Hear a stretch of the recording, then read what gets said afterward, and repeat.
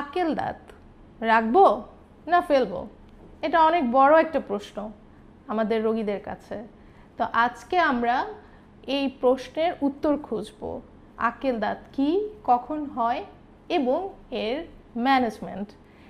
প্রথমে আসি আমাদের আক্কেল দাঁত, যেটা আমাদের প্রতি পাটিতেই দুটো করে ডানে এবং বামে আক্কেল দাঁত হচ্ছে, এবং সেটা 17 থেকে 25 বছর বয়সের মধ্যে যে কোনো অ্যাডাল্ট ডেন্টিশিয়ানের চলে আসে।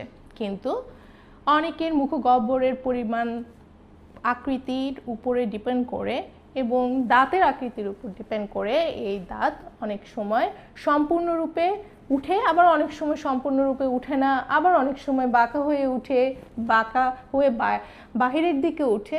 তো অনেক ধরনের পজিশনে উঠতে পারে। সেই অনুযায়ী আমাদের ডিসিশন নিতে হয় যে এই দাঁত আমরা রাখবো কি রাখবো না।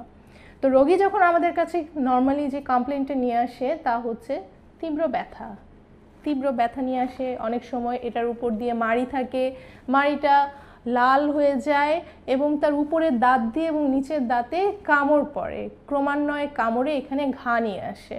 তো আমরা যখন রোগী দেখে বলি এবং তার এই তীব্র কষ্ট থেকে মুক্তির জন্য তাকে এই দাঁতটা ফেলে দেওয়ার পরামর্শ দিই, কিন্তু রোগী তখনই ভয়ে জড়সড় হয়ে যায় যে হ্যাঁ আমি এখন দাঁতটা ফেলবো।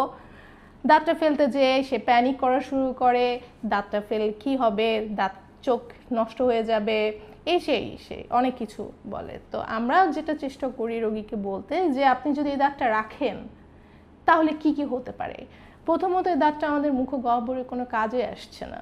সো আমি ইউজলেস দাঁতের জন্য আমি কেন এত পরিশ্রম করব, এত কষ্ট ভোগ করব কেন, প্রথম পয়েন্ট। দ্বিতীয় পয়েন্ট, এটা যে আমি মুখে রাখবো, এটা হচ্ছে একদম মাড়ির শেষ দাঁত, যেখানে আমাদের ব্রাশ পৌঁছায় না, আমরা মেনটেইন করতে পারি না।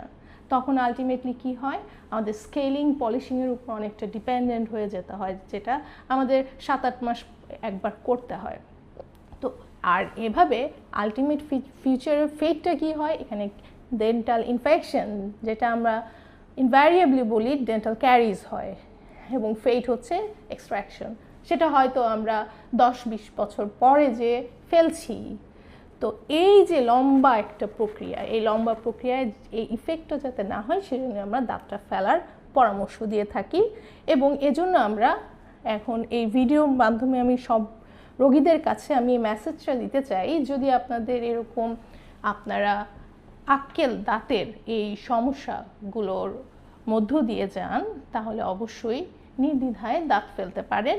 এতে কোনো দাঁত ফেলার জন্য যে আপনার চোখের সমস্যা হবে বা অন্য কোনো মানে আপনার শারীরিক অন্য কোনো সমস্যা হবে সেরকম কিছু না।